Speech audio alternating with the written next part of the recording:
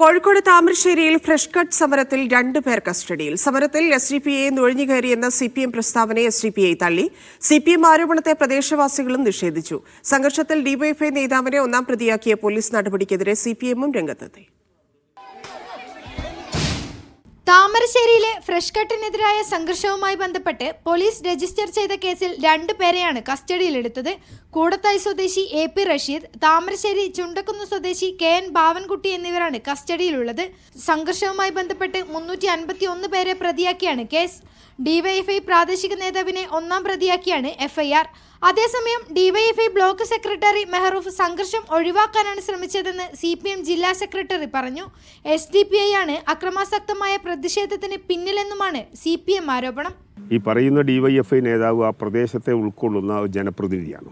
അദ്ദേഹം ആ സമരമുഖത്തുണ്ടായിരുന്നു. പോലീസും അവിടുത്തെ ജനങ്ങളും ക്ലാഷ് ഉണ്ടാകുന്ന സമയത്ത് അത് ഒഴിവാക്കിയെടുക്കുന്നതിന് വേണ്ടി അഹോരാത്രം പ്രവർത്തിച്ചത് നിങ്ങൾക്ക് CCTVയും അതുപോലുള്ള കാര്യങ്ങൾ ദൃശ്യങ്ങളൊക്കെ നോക്കിക്കഴിഞ്ഞാൽ മനസ്സിലാവും. CPM അസഹിഷ്ണുതയുടെ ഭാഗമാണ് ആരോപണമെന്നാണ് SDPIയുടെ മറുപടി.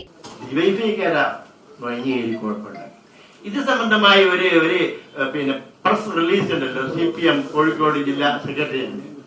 അത് വായിച്ചാൽ മാത്രം അതിന് പിന്നിൽ എന്താണ്, ആരാണ് ഉദ്ദേശിക്കുന്നത്.